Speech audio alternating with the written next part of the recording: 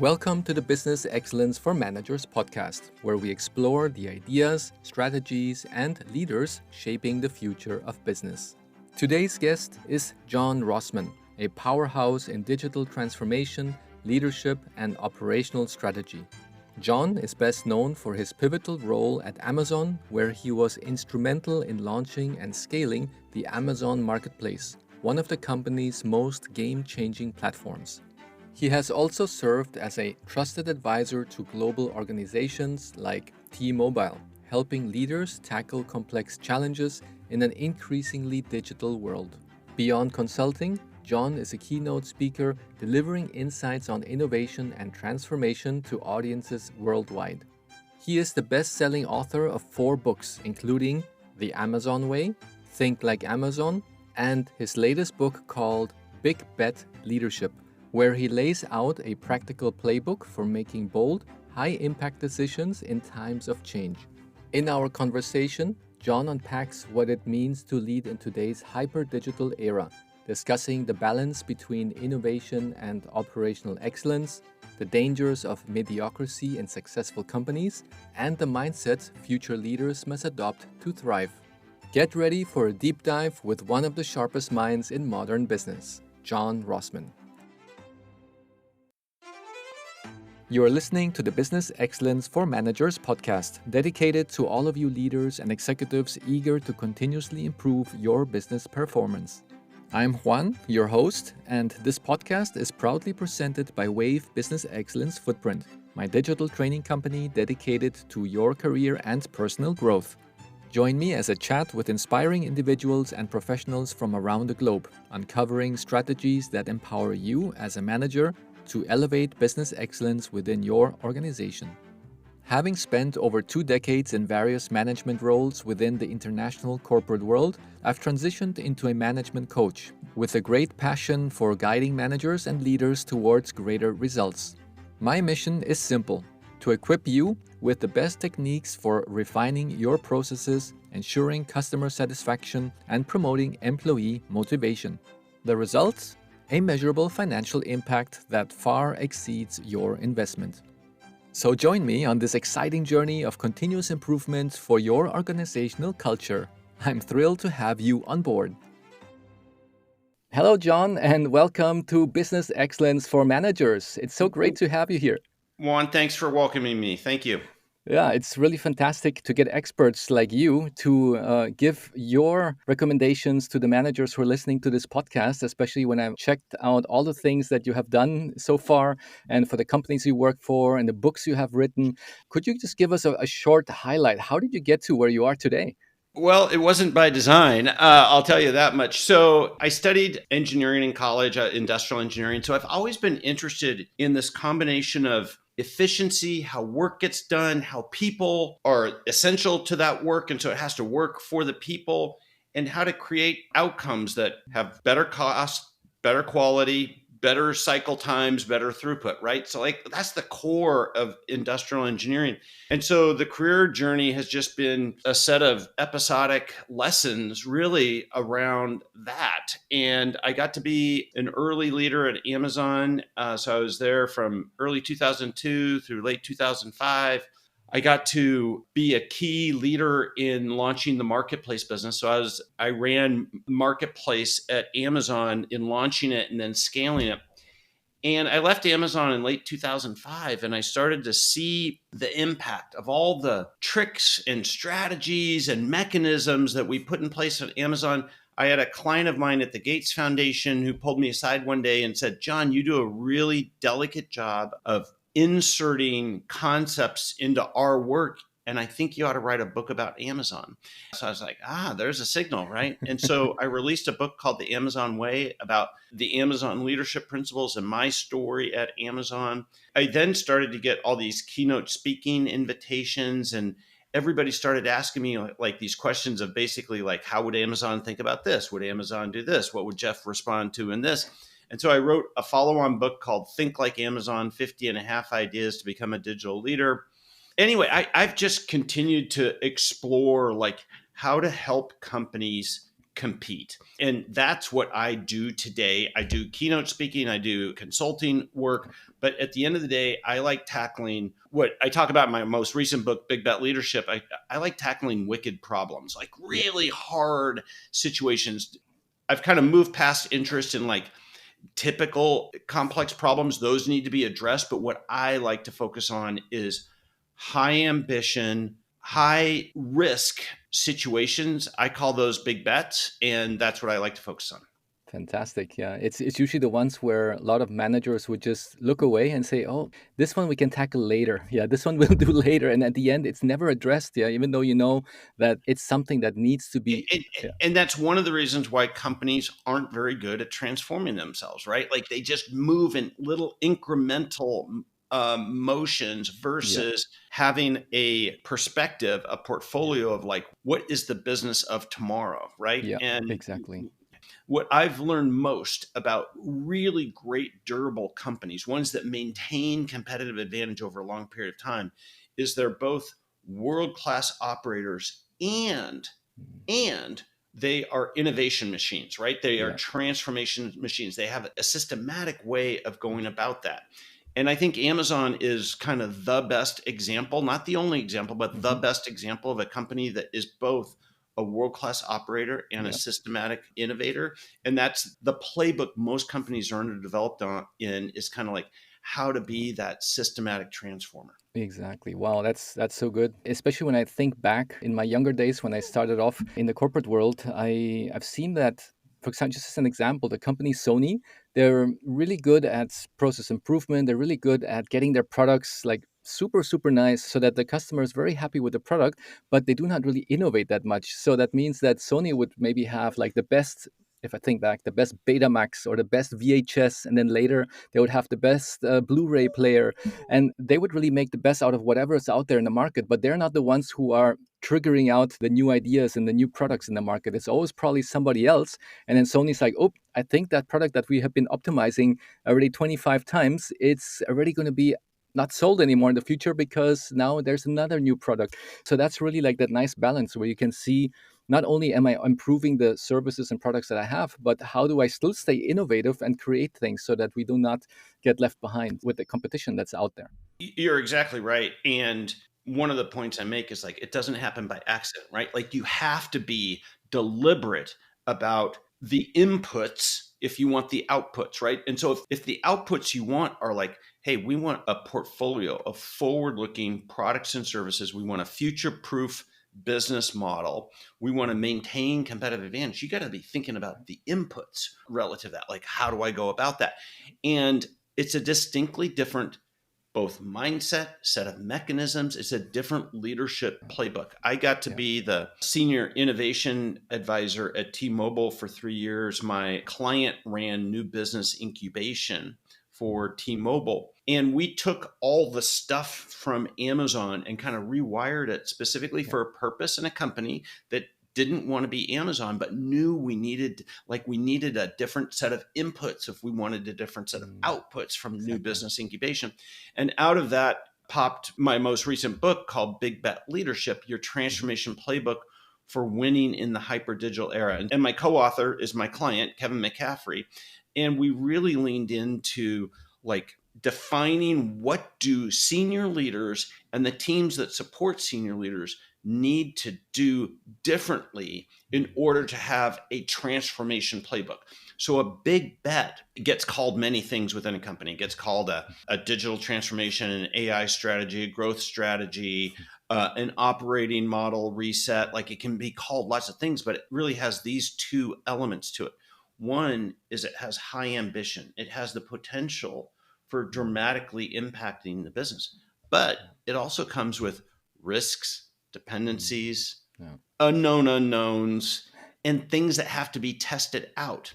And that's the journey of big bets, which is like, how do you both maximize the upside potential, but go about it in an experimental mindset Yeah. approach so that you prove these things out before you make big commitments. And I think we captured something really unique because it's a pretty easy, kind of push to tell people like, you need to transform, you need to innovate, blah, blah, blah.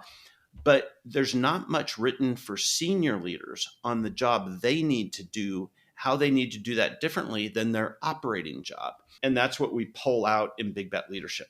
Exactly. Wow, that's so good. You just struck a chord where you said that sometimes that topic innovation is not really given that importance within some of the organizations. When I think back, yeah, like one of the companies that I was supporting, they said, well, they're going to get a chief innovation officer for a company with 200,000 employees. So I'm like, okay, that's a pretty good idea. That's a good role to have. So who are you going to hire? And he said, no, we're not going to hire nobody. That guy who's sitting in Italy, he's the head of IT. Let me just give him also the hat, not only chief IT officer for Italy, but he's now also the chief innovation Yeah. officer. So it's like, okay, so how much budget is he going to get for the innovation program globally? And they said, 3,000 euros. And like, what? It's like you have a company of 200,000 employees. You name a chief innovative officer, and he only has 3,000 euros as budget for the program. I was speechless.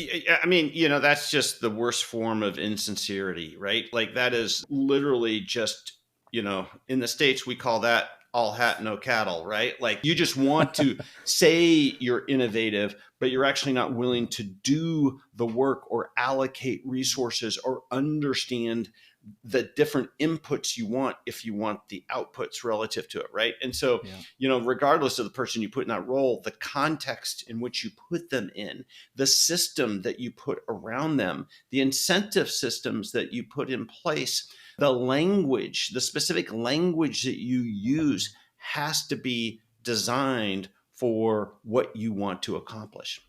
Absolutely.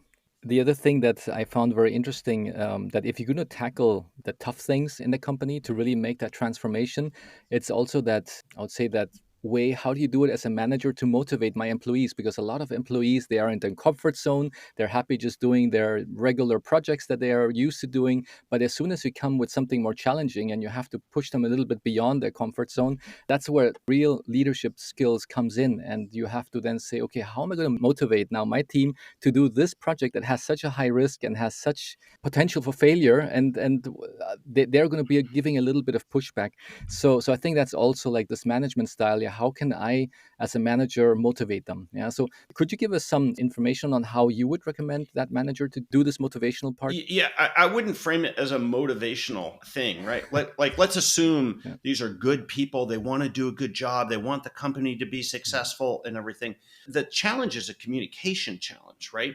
And the communication challenge is what most leaders do is they live in kind of this world of vague communication, right? They say, we need to innovate. We need to fix this. We need to do better.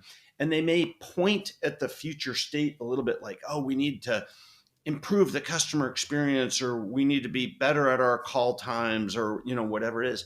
But it's so vague, it means different things to everybody, right? And this is what we talk about in big bet leadership at an enterprise scale, but it works at a team scale too, which is if you want to be a good leader relative to this, you have to get very specific about the problem that you want to solve, like in stories, in use cases, very, very specific. And you have to frame your hypothesis for what you think the future state looks like very clear, like so you can taste it, so you can see it, so you can feel it and everything, right? We call that the big bet vector, right? You have 2 points, the problem statement, the hypothesis for the future state. Then you need to repeat it. You need to be the chief repeating officer.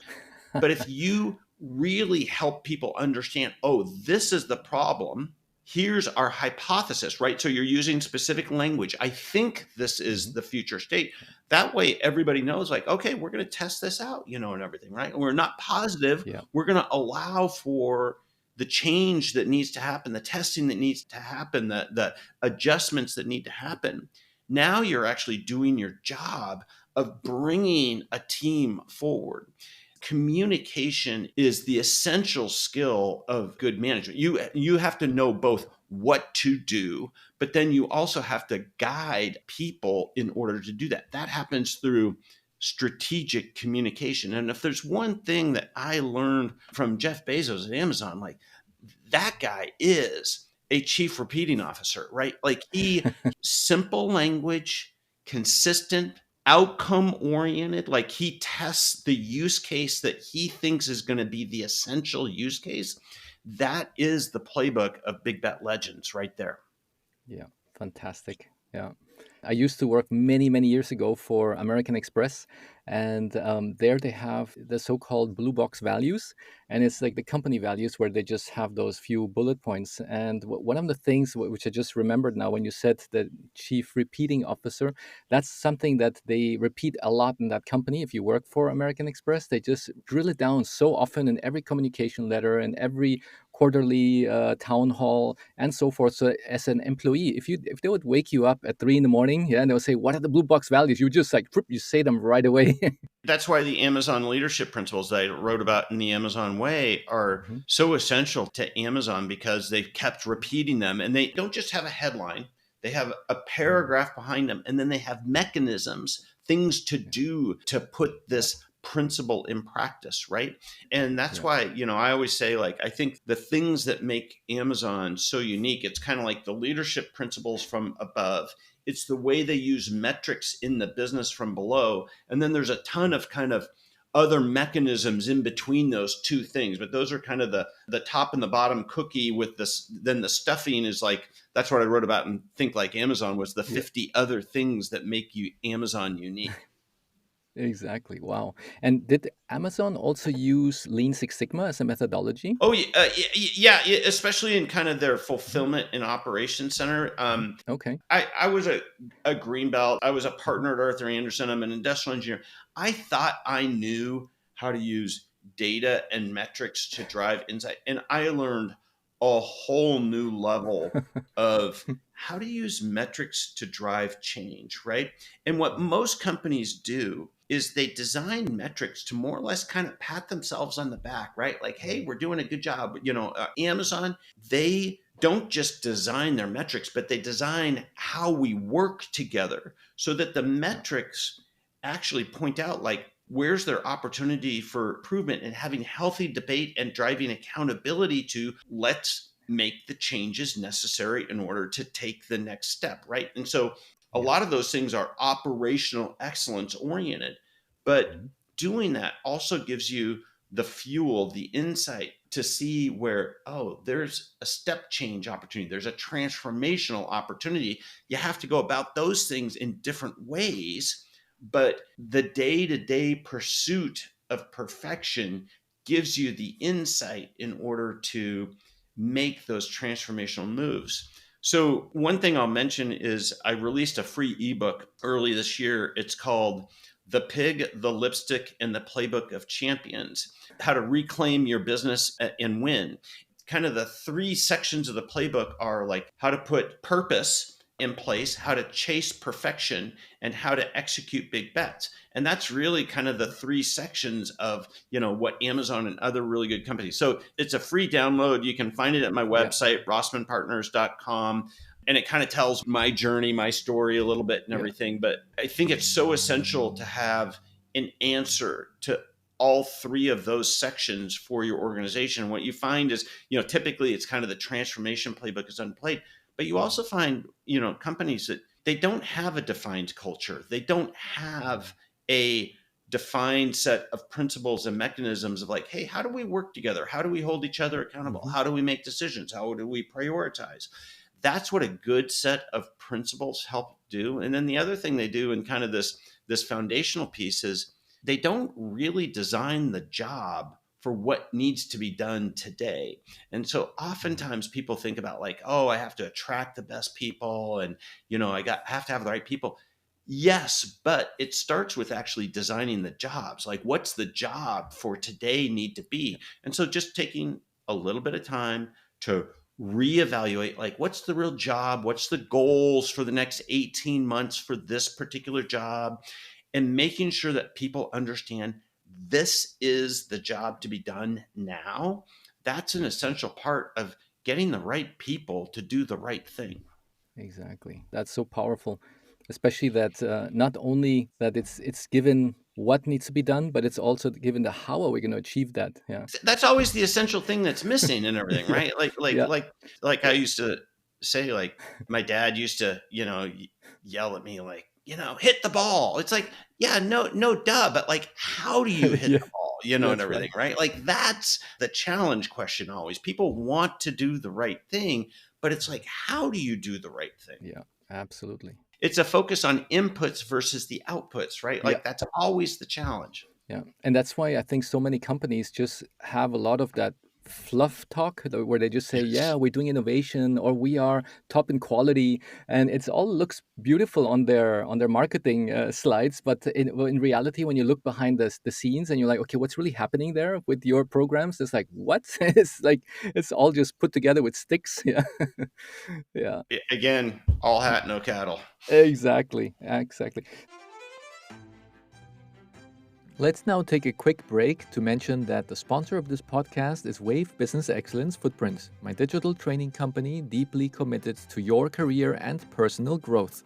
On our website, www.wave-bef.com, you can find more than 20 courses tailor-made for managers and for employees aiming to become better each day. One of the most sold courses for managers is the Lean Six Sigma for Manager certification, a year-long program that boosts team motivation, improves customer satisfaction, tackles process issues, and improves company culture. For your employees' development needs, our top courses include the Lean Practitioner certification, addressing real process problems.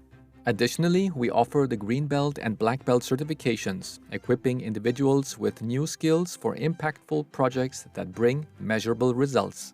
And do not miss the Presentation and Communication Skills course, perfect for improving presentation abilities, whether it's online or in person. Head over to www.wave-bef.com for more information.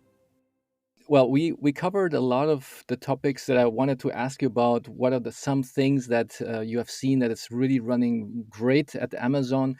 Now, if I look on the other side of the coin, what are some things where you say, "Oh, that's a good point of improvement," and I would like to that Amazon could have done it better at the beginning? What would that be, for example?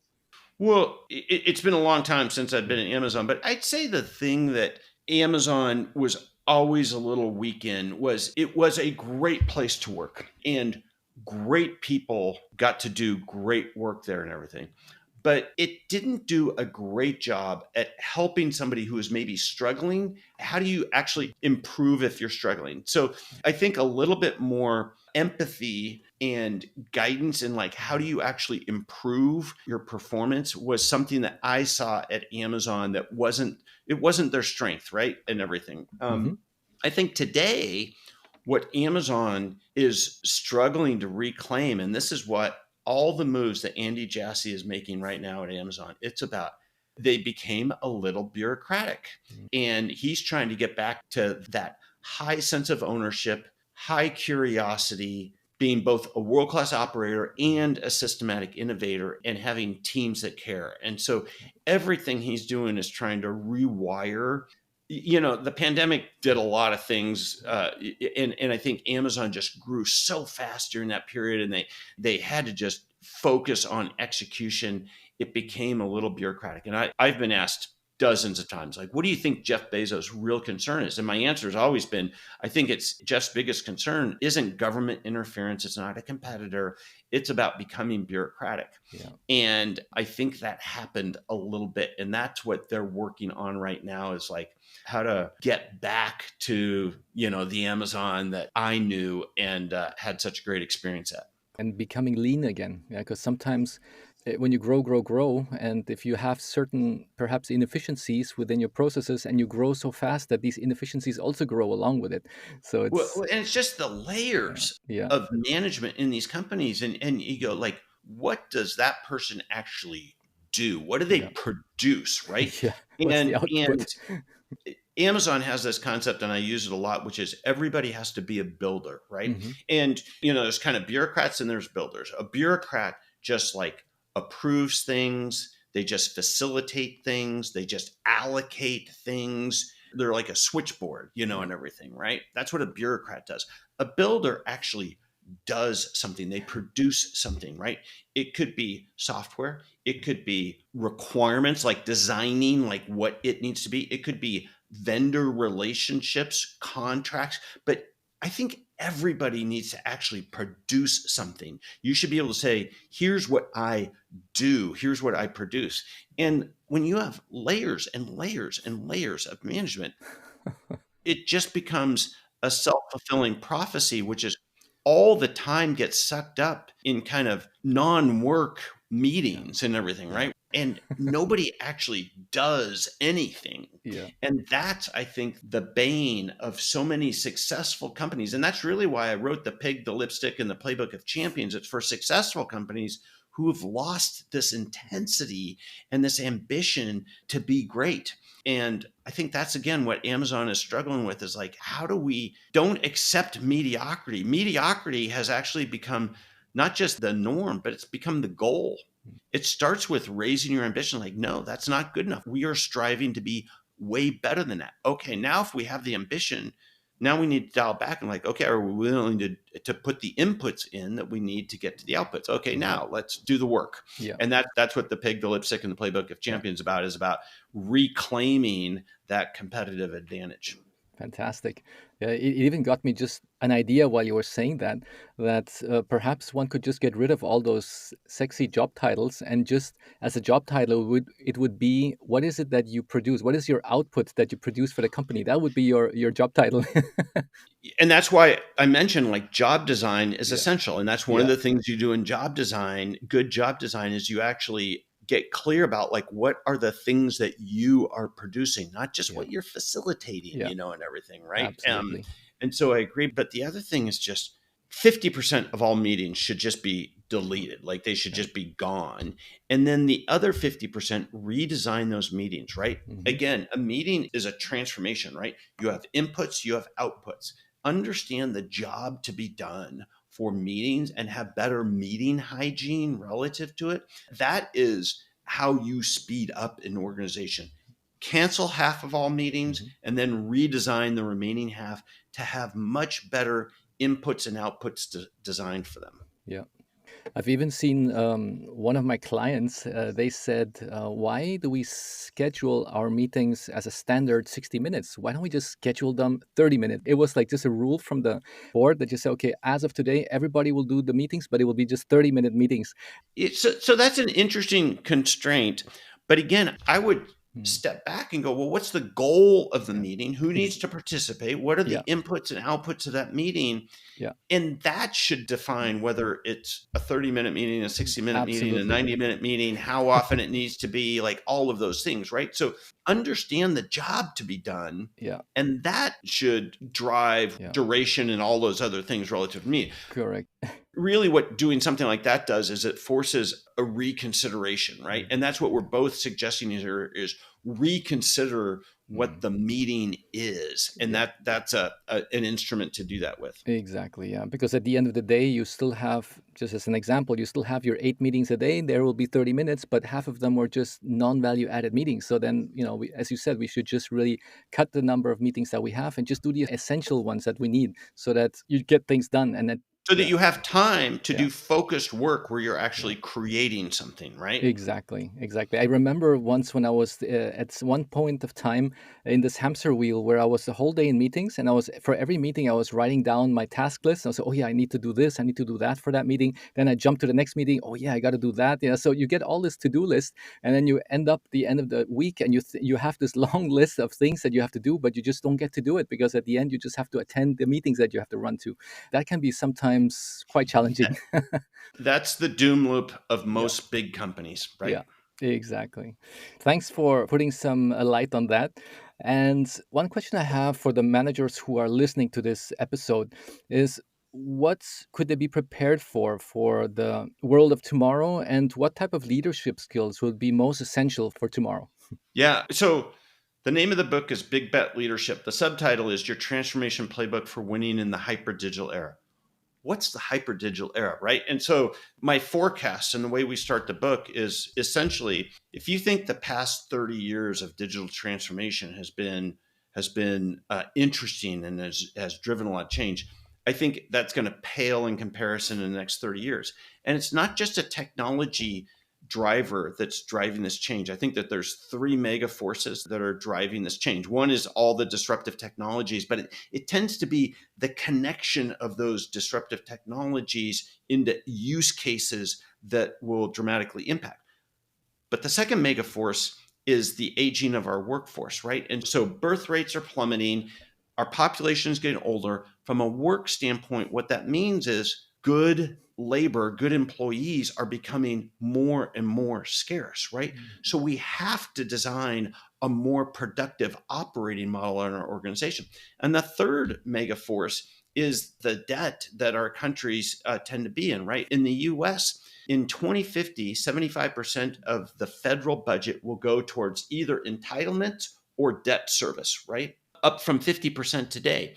And the only way you solve for that problem is through growth, is through innovation. And so it's going to be those three mega forces, each on their own a driver, but they're going to create a vortex of change. That's the hyper digital era. So to answer your question, companies and leaders are good operators, but they're not good transformation agents, right? They're not good transformational leaders. That's why we wrote Big Bet Leadership, is to help people do an important part of their job today, but what's going to be the essential part of their job in the future, which is to actually define and create change that delivers enterprise value within organizations. So I think that is the essential skill for the future, is be able to, as we talked about, right? Create that big bet vector. What's the problem? What's my hypothesis? Super clear about the future state. And then how do you go about experimenting on it before you make a big commitment? Yeah. That's the essential skill of the future. Very nice. Very nice. Especially if I think the life cycle of each product or each service that one has from a company, it's getting shorter and shorter because the innovation is just speeding up, and also Exactly. everything is speeding up. So at the end, you just have more of these change loops that need to happen in the company. And if you're not even capable of doing that, then it's just not going to work at the end for the numbers and for the company to be successful. My next question is very linked to the one I just asked you, which is more now in the perspective of, if we are parents raising children and our kids come to us and they say, look, I need to go to university in a couple of years from now. What would you say to them if they're like maybe the leaders of tomorrow?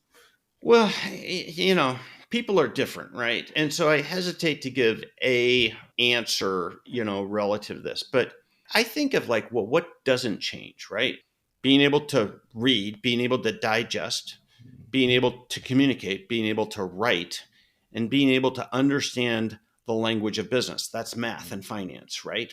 Yeah. I would focus on the stuff that won't change, durable skills, reading, writing, arithmetic, right? Yeah. That's what I would focus on, is critical thinking skills across those three disciplines. Mm-hmm. So whether you do that in a science or in a computer science or in a poli-sci or in something else, at the end of the day, you need to be able to think critically. So read, write, and arithmetic. Yeah.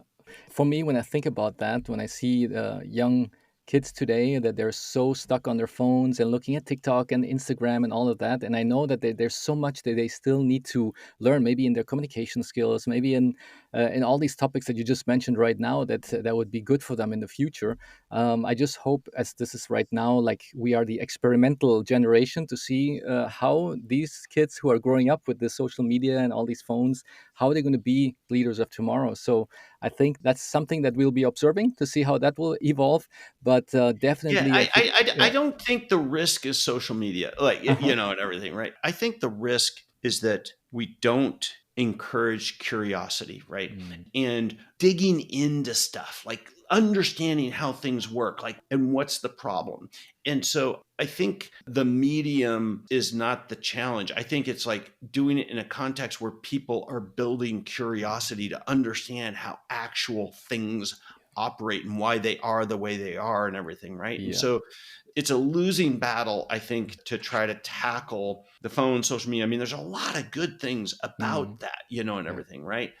But I think it's like, okay, how do we still get back to the basics of reading, writing, and arithmetic, and creating curiosity, because Yeah. that's what fires people up to want to go do something, having ambition to do something. Absolutely. Wow, that's really well put. Thanks for sharing that with us. And we are already coming to the end of today's conversation for this episode. So, my final questions to you, John, is what services does your company provide? I do keynote speaking, and I work with teams and leaders who have ambition to want to transform. And so, we have a little different model than a traditional consulting model, but at the end of the day, it boils down to keynote speaking and advising companies and senior leaders on like how to actually future proof their organizations. Yeah, very nice. And I'll be putting all of these into the show notes for those who cannot take notes at the moment, like also your website and the contact details, and also the link to your books. Yeah, you have 4 books, so that's really, really great stuff. I will start ordering the latest one that you have, which is really interesting. And one of the things that I just struck for me when I saw the Amazon Way, which I think was your first book that you did, Yep. I thought, oh, that seems quite familiar because I think one of my first books that I read was The GE Way. Yeah, that was like some Six Sigma book from Jack Welch. And then when I saw the Amazon Way, I was like, oh, okay, that's pretty cool. So I definitely have that also in my to-do list to read. Perfect. Thank you so much. Final question before we close the call. And as this podcast is called Business Excellence for Managers, how do you define business excellence? Because everybody has a little bit of different of a version. Yep. What is your version of business excellence? I think business excellence is about being able to meet and hit customer expectations. And in order to do that, you have to set expectations and then hit expectations. And that's what I think business excellence in a single line is about: delighting your customers. You have to set expectations and hit expectations on a systematic basis. Yeah, fantastic. Thank you so much, John, for all of this information for us. As I'm sure lots of value added topics for our managers. And looking forward to seeing you perhaps someday again for our next episode.